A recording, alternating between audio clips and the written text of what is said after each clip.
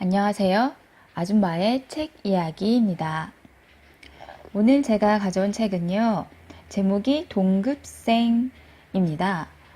프레드 울만이라는 작가의 동급생이라는 책을 리뷰하려고 합니다. 이 책은 2017년도에 열린책들 출판사에서 나왔습니다.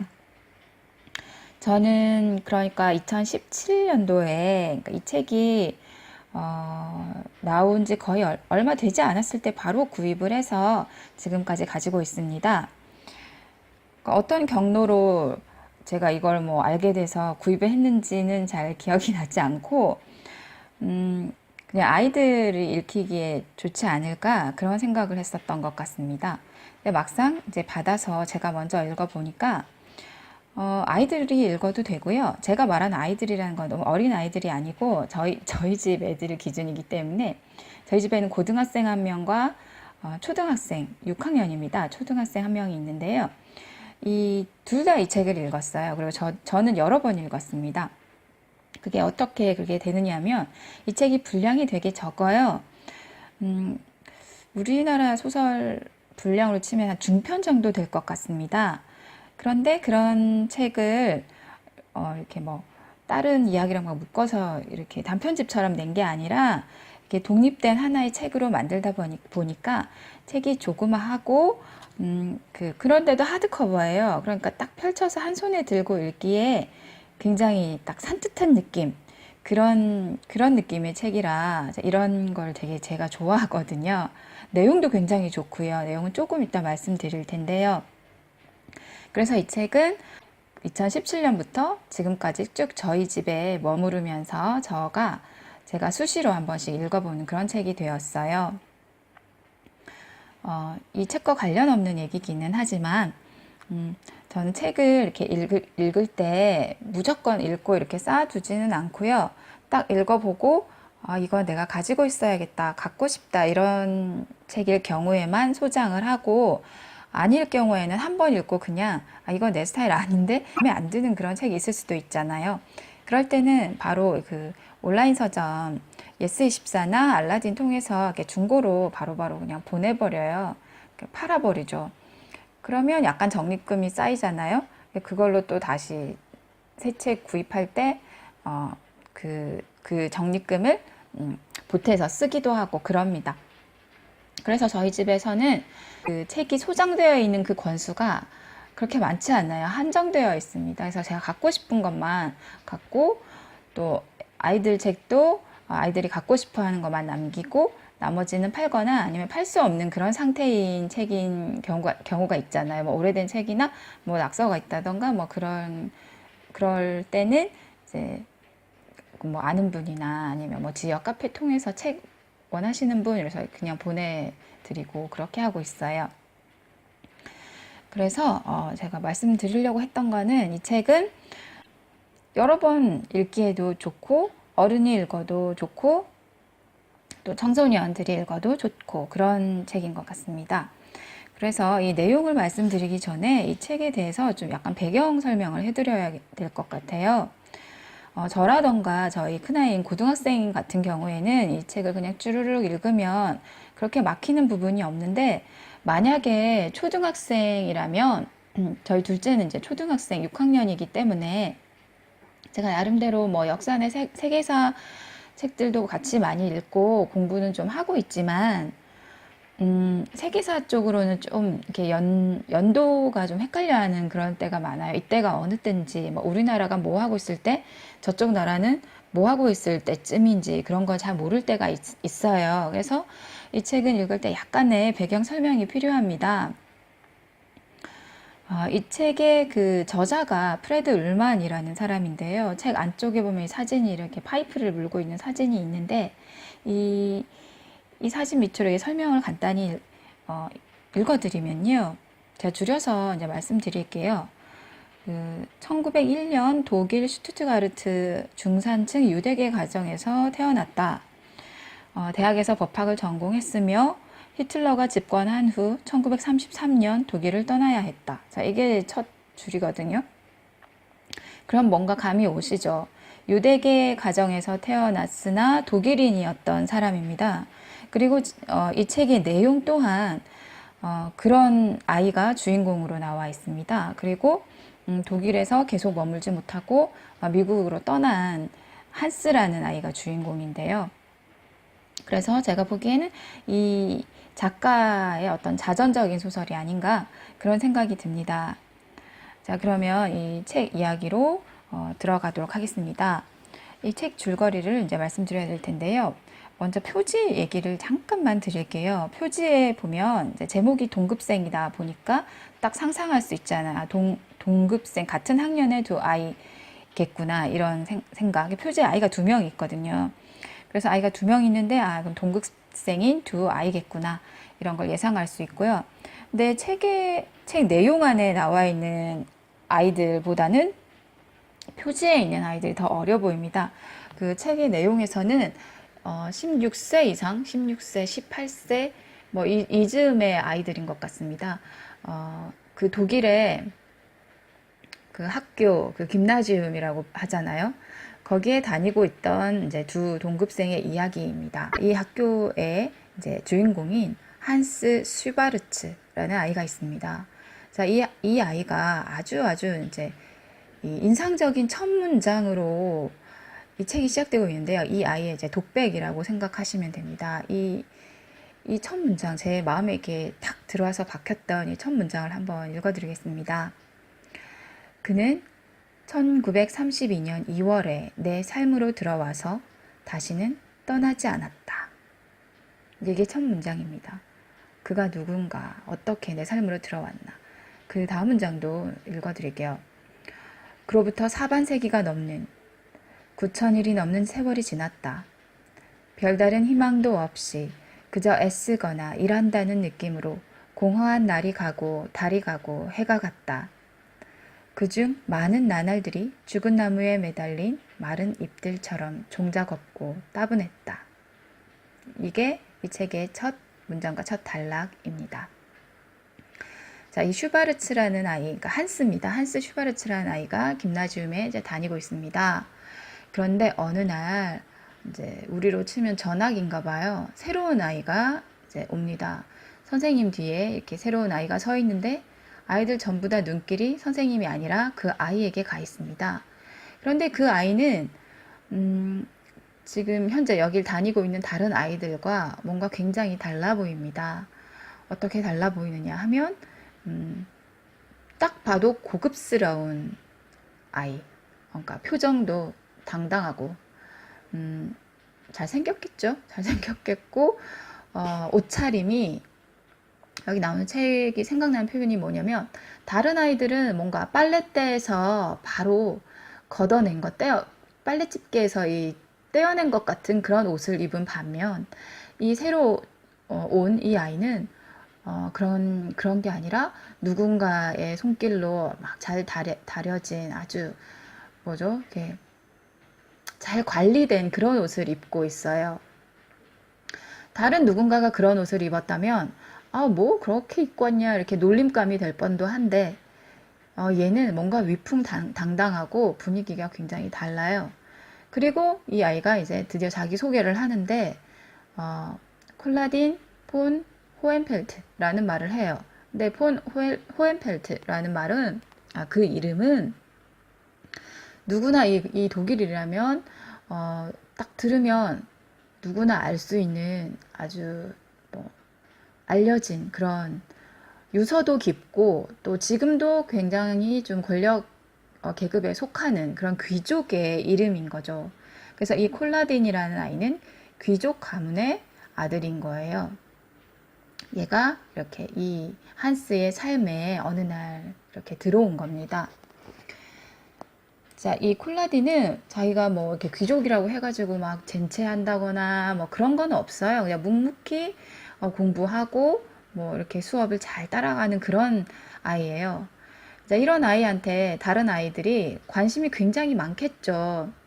모든 아이들이 이제 이 아이와 말을 섞어보고 친해지고 싶고 그런 마음을 가지고 있어요.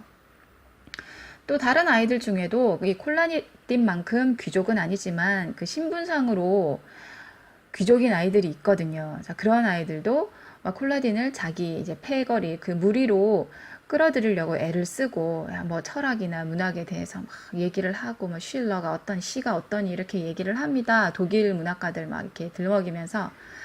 그렇지만 이 콜라딘은 그 애들과 별로 어울리고 싶어 하지 않아요. 근데 아주 정중하게 뭐 대꾸는 다 하지만 딱히 어울리고 싶어 하지 않는 것 같고, 이 한스는 계속 콜라딘을 관찰하고 있어요. 그래서 콜라딘의 그런 태도가 되게 마음에 들어요. 얘는 관찰하면서. 그리고 결심을 해요. 아, 콜라딘을 내 친구로 만들어야겠다. 이 한스라는 아이는, 자, 한스라는 아이의 배경에 대해서 말씀드려야 될 것 같습니다. 이 한스라는 아이는 랍비 집안의 아이고, 아버지는 그 동네에서 굉장히 존경받는 의사입니다. 그러니까 유대인 집안의 유대인 소년인 거예요. 그래서 이때만 해도 이 둘이 처음 만났을 때만 해도 그때 이 1930년대 독일이거든요. 이제 어떻게 역사가 흘러갈지 전혀 모르는 상태인 거죠. 저희는 이제 예상이 되지 않습니까? 그런 것도 모른 채 점점 서로에게 다가가게 됩니다. 이 한스가 이 콜라딘의 마음을, 그러니까 마음이라기보다 어떤 주의, 시선을 끌기 위해서 굉장히 애를 써요. 막 우리로 치면 어떤 체조 수업, 체육 수업인 거죠. 막 그런 거에서 막 나서서 제가 해보겠습니다 하고 나서서 막 이렇게 해보기도 하고, 막 콜라딘의 시선을 끌려고 애를 씁니다. 그리고 막 자기가 취미로 수집하고 있던 그런 그리스 동전들을 학교에 괜히 갖고 와서 막 살펴보는 척하고 막 그래요. 그런데 근데 이 작전이 성공을 합니다. 콜라딘이 관심을 보여요. 콜라딘도 야, 나도 우리 집에 동전 이런 거 막 모은 거 있어. 그렇게 첫 대화가 시작되고 이제 점점 이제 가까워지게 됩니다. 둘은 어떤 관심사도 비슷하고 어떤 그런 것들 때문에 굉장히 절친한 친구가 돼요. 그리고 점차 다른 아이들도 쟤네 둘이는 단짝이지 뭐 이렇게 인정하는 분위기가 됩니다. 그리고 뭐 유대인이라서 얘는 완전 귀족이라서 뭐 이렇게 둘이 어울릴 법하지 않은데 이런 생각을 하는 아이들은 아무도 없어요. 그냥 그렇게 자연스럽게 받아들입니다. 그러나 학교 밖에서는 어떤 일이 일어나고 있을까요? 예상이 되시죠? 이제 히틀러가 정권을 잡았고 이제 차별 정책이 시작될 즈음이에요. 그래서 밖에서는 이제 어른들 세계에서는 그런 일이 점점점 일어나고 있었지만 이 학교 안에서는 이 아이들이기 때문에 뭐 신분 격차 뭐 이런 것들이 큰 방해 요소가 되지는 않았어요. 그리고 이때만 해도 이제 어른들도 특히 이제 한스의 부모님은 이제 독일인이면서 유대인이거든요. 유대계이긴 하지만 뼛속까지 독일인인 사람들이에요. 그래서 한스의 아버지 같은 경우는 1차 세계대전 때 군 장교로 복무까지 했던 사람이고, 그래서 뭐 이런 히틀러의 정책이 이렇게 어떤 영향을 이제 구체적으로 이제 시민들의 삶에 영향을 미쳐 오는 것을 들을 때면 이건 한때 질병 같은 거야. 금방 사라질 거야. 이런 게 계속 지속될 리가 없잖아. 이렇게 믿는 사람들이고, 또 자기들은 뭐 유대계인 게 뭐가 문제인가? 나는 독일에서 태어났고 몇 대로 독일에서 내내 살고 있고 나는 독일인이다라는 독일인으로서의 정체성을 가지고 있는 사람들입니다. 그래서 그 다음에 무슨 일이 일어나냐면 이제 처음으로 한스가 콜라딘을 집으로 데리고 옵니다. 그랬더니 이제 엄마는 콜라딘을 보고서 그래 왔구나 뭐 이런 식으로 뭐 그냥 한스의 보통 다른 친구 대하듯이 하는데, 그런데 놀랍게도 아빠가 한스의 아버지가 굉장히 평소에 한스가 존경하던 아버지거든요. 그리고 이제 명망 있는 의사고 이 아버지가 좀 창피하게 굴어요. 갑자기 콜라딘 앞에서 아들 친구인데 어리잖아요. 콜라딘 앞에서 막 그 군인들이 하는 그런 경례를 하고, 그러니까 경례를 어떻게 하냐면 막 그 뒤꿈치를 탁 붙이면서 그 뭐죠? 독일군 그 식 경례 있잖아요. 그걸 하면서 막 또, 그 호hen펠트 가문에서 누구누구를 알고 계시죠? 저도 그 누구누구 알고 있습니다 하면서 자기랑 호hen펠트 가문의 어떤 연결고리를 막 이렇게 강조하려고 애쓰고 쓸데없는 말을 늘어놓는 거예요. 한스가 보기에. 그래서 한스는 처음으로 아빠가 너무 창피한 거죠. 그래서 그때 이제 좀 처음으로 콜라딘이 나랑 이렇게 우리 아빠가 이렇게 대할 만큼 나랑 다른 아이구나 이런 생각을 하긴 해요. 근데 콜라딘은 뭐 그런 거에 대해서 또 그다지 신경 쓰지 않아요. 그리고 한스는 속으로 되게 막 창피해하고 있는데 콜라딘은 그런 거에 대해서 이런 방구도 없이 막 한스의 책을 막 살펴본다던가 수집품을 살펴본다던가 이렇게 쿨하게 넘어가요. 그래서 그게 또 좋았죠. 마음에 들고. 그렇게 이제 콜라딘은 아주 자주자주 집에 오는 그런 친한 친구가 되고 또 그렇게 맨날 집에 오고 하니까 이제 부모님들도 이제 아버지도 그래 쟤는 맨날 오나 보다 그렇지 막 귀족 뭐 후인필트 가문의 자제님 뭐 이러면서 막 예전에 이제 처음 왔을 때처럼 그러지는 않아요. 그런데 이제 한스는 좀 마음속으로 점점 섭섭함이 쌓여가는데 콜라디는 아주 그 대저택에 아주 멋진 저택에 살 거 아니에요. 귀족이니까. 조금 오래돼서 좀 낡긴 했지만 그래도 이제 평민층 아이들이 가보려면 어렵고 가보기도 어렵고 가보면 좀 막 신기한 것도 있을 것 같고 좀 기대가 된단 말이죠. 그런데 콜라디는 한스를 한 번도 초대를 안 하는 거예요. 자기네 집에는 매번 오면서. 그래서 그런 날이 계속 쌓이고 궁금하지만 좀 약간 알 것 같은 기분에 묻지를 않아요. 그러다가 이제 어느 날 콜라딘이 우리 집에 와 해서 가게 돼요. 그러니까 한스 너무 기쁘죠. 그래서 너 들어와 우리 집 내 방 아직 못 봤지? 그래서 막 가요. 근데 갔는데 이제 그 집 돌보는 그런 분들 하인이라고 해야 되는지 모르겠어요. 하여튼 그런 분들만 있고 부모님이 안 계신 거죠. 또 그 이후로 여러 번 가요. 그러니까 처음에는 그런가 보다 했죠. 그래서 막 가서 한스의 수집품, 한스가 아니라 콜라딘의 수집품을 막 구경하고 하다 보니까 뭐 재밌어서 정신없이 놀다가 왔죠. 그런데 그런 일이 반복되는 거예요. 그러니까 어떻게? 매번 갈 때마다 부모님이 안 계신 거죠. 그러니까 한스는 콜라딘의 집에 가보긴 했지만 부모님에게 인사를 드릴 기회를 한 번도 갖지 못했어요. 근데 그거를 마음속에만 가지고 있어요. 뭔가 이유를 알 것 같은 기분 때문에. 그런데 결정적으로 한번 이제 터지게 되는 게 있어요. 무슨 오페라 공연이 있는데요. 오페라 극장에 이제 한스도 가족들 전부 다 오고 또 콜라딘도 가족들이 전부 다 거기 가게 됩니다. 한스는 이제 먼저 가 있다가 이제 오페라 이렇게 막 보려고 하고 있는데 막 사람들이 웅성이면서 막 뒤쪽으로 입구 쪽으로 쳐다보고 이렇게 해서 뭔가 이렇게 봤더니 아주 이제 화려하게 진짜 귀족 복장을 갖춰 입은 그 가족이 막 등장하는 거예요. 그래서 막 유명인사가 왔구나 막 이런 분위기 아시죠? 그렇게 들어오는 거예요. 근데 한스는 저렇게 유명한 저렇게 등장하는 저 가운데 있는 저 친구가, 저 아이가 내 친구라는 게 너무 자랑스럽죠.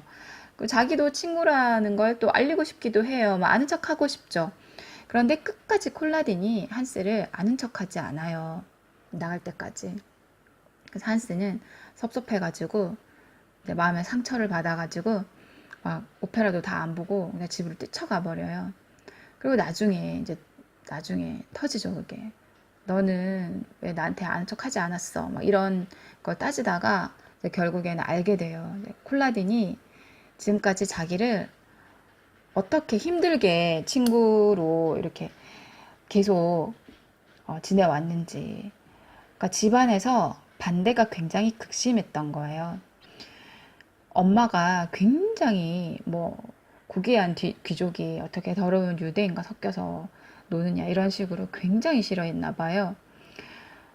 그래서 콜라딘이 결국은 그 얘기를 합니다. 그래서 한스도 콜라딘도 둘 다 이제 마음이 굉장히 안 좋죠. 그래서 막 예전처럼 막 친하게 지내지 못하고 그러고 있는 와중에 이제 그 드디어 학교 바깥에 머물던 그 나치즘이 학교 안으로까지 이제 들어오게 됩니다. 그래서 반 친구들마저 이제 한스를 이제 약간 뭐죠? 막 니네 유대인은 뭐 여기서 나가야 돼. 뭐 하여튼 그런 거 차별을 시작하고 괴롭힘이 시작됩니다. 그래서 결국은 한스의 부모가 한스를 미국의 친척집으로 떠나 보냅니다.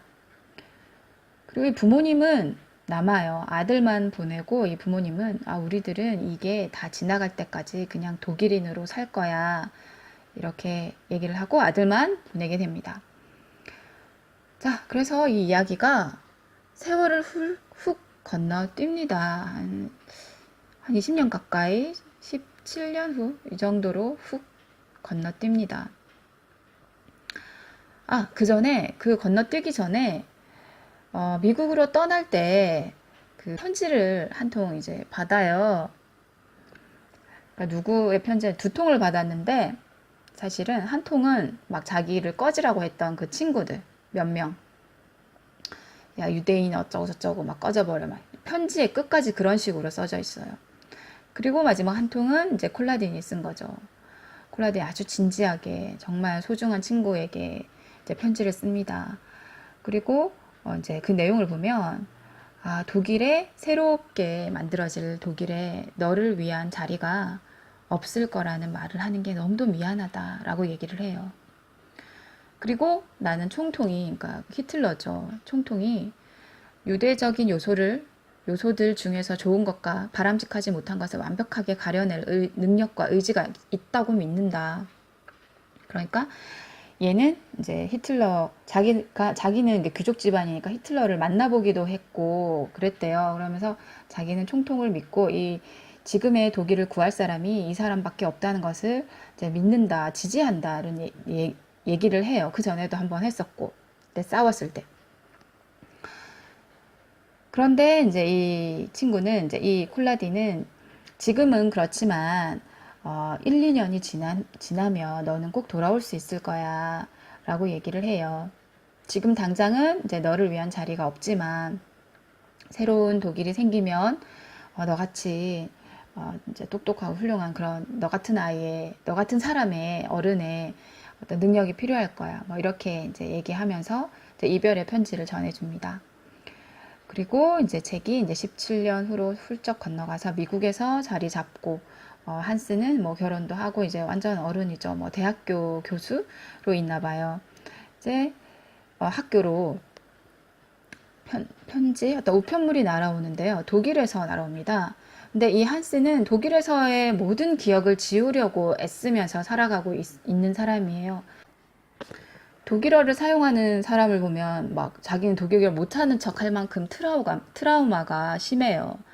자기가 그렇게 괴롭힘을 당했던 기억도 있고, 또 부모님이 끝까지 독일인으로 살겠다고 했던 부모님이 결국은 그렇게 되지 못했겠죠, 당연히. 음, 그래서 비극적인 최후를 살았기 때문에 독일에 관한 모든 것을 애써 지우면서 살아가고 있던 중이었어요. 그런데 우편물이 이제 오는데 그걸 뜯어보니까 어디서 왔냐면 자기가 그 옛날에 다녔던 김나지움에서 온 거예요. 그래서 내가 거기에 다녔던 건 도대체 어떻게 알고 여기까지 이걸 보냈을까 궁금해하는 마음에 그걸 뜯어봅니다. 내용이 뭐냐면 2차 대전 때 죽은 동창들을 기리는 추모비를 건립할 예정이니까 모금을 하기 위해서 이제 이걸 보낸다. 해서 돈을 이제 모금을 하는 내용이에요. 그래서 동창 명부가 같이 동봉이 되어 있는 거죠. 그래서 이제 이 한스는 그 동창 명부를 볼까 말까 막 망설여요. 그냥 처박아 놓을까 어떨까 막 한참 망설이다가 결국은 펼쳐보죠. 그래서 그때의 친구, 자기 어린 시절의 친구들의 이름을 하나하나 다 찾아봅니다. 얘는 어땠던 애고, 얘는 어땠던 애고, 이런 기억이 나겠죠. 그렇게 잊고자 했었는데, 기억들을 다 잊고자 했었는데, 이름을 보니까 막상, 얘는 어땠고, 이런 기억이 나요. 그래서 어떤 이름을 딱 보면, 러시아 어디에서 사망, 딱 보면 또, 어디서 실종, 다 전쟁 중에 죽은 이제 친구들의 이름이 쫙 있는 거죠. 그래서 어떤 친구는 보면, 정말 안타깝다. 이런 느낌도 들고, 또 어떤 친구는 막 자기를 괴롭혔던 친구들인 거죠. 그럴 때는 얜 죽어 마땅해. 아직도 이제 마음속에 앙금이 너무 크니까 마땅해. 이런 생각을 해요. 그리고 이제 그 호헨펠트니까 H. 거기를 찾아봐야 되는데 차마 찾지를 못하겠는 거예요. 그 콜라딘의 이름을 찾아야 되는데. 그래서 망설이고 망설이다가 제일 마지막에 이제 콜라딘의 이름을 딱 찾고 콜라딘의 이름 옆에 써져 있던 이제 문구를 읽습니다. 이게 책의 마지막 줄이에요. 그리고 제가 이 책의 마지막 줄을 말씀을 못 드릴 것 같아요. 이게 굉장히 별거 아닌 것 같은데 굉장히 가슴에 크게 쾅 치거든요. 콜라딘이 어떻게 되었을지 궁금하시죠? 그런데 너무 배려 없이 스포가 될 것 같아요. 그래서 안 하려고요. 그래서 이렇게 그냥 콜라딘의 이름을 딱 찾고 콜라딘 옆에 이제 써져 있는 어떤 문구가 나오고 이렇게 책이 끝나버리기 때문에 책 뒤에 이제 공간이, 그러니까 여백만 이렇게 남아요. 근데 이제 제 느낌을 말씀드리자면, 이 여백, 여기에 이제 작가는 아무 말도 쓰지 않았고, 한스의 뭐 심정 같은 거는 나오지 않았지만, 뭔가 한스가 이렇게 울음을 참으면서 이렇게 속으로 삼키는 울음을 끄끄 울지 않았을까. 그런 생각이 들어요. 전 처음에 이거 이해를 잘 못해가지고, 어려운 말이 적혀 있는 게 아닌데, 뭐, 히틀러 그렇게 지지했던 그 친구가 뭐 이렇게 됐다고? 그게 너무 믿어지지 않아서 굉장히 매번 볼 때마다 놀라고 또 감동을 받아요. 그래서 그런 내용이 적혀 있다는 것만 알려드리고, 네, 오늘 동급생이라는 책을 리뷰를 했고요. 제가 처음에 말씀드렸다시피 책이 작고 이렇게 딱 손에 들어와요. 그립감이 좋다고 하죠. 그래서 쉽게 또 이렇게 빠르게 읽을 수 있지만 내용은 그렇게 막 쉽고 간단하고 흥미 위주 뭐 이런 건 아니고요. 되게 묵직하고 감동적이고요. 그래서 뭐 어른이 읽어도 좋고 뭐 누가 읽어도 좋은 책이라고 생각합니다. 네, 관심이 가시는 분들은 한번 읽어보시면 좋을 것 같습니다. 네, 오늘 리뷰 여기서 마치겠습니다. 고맙습니다.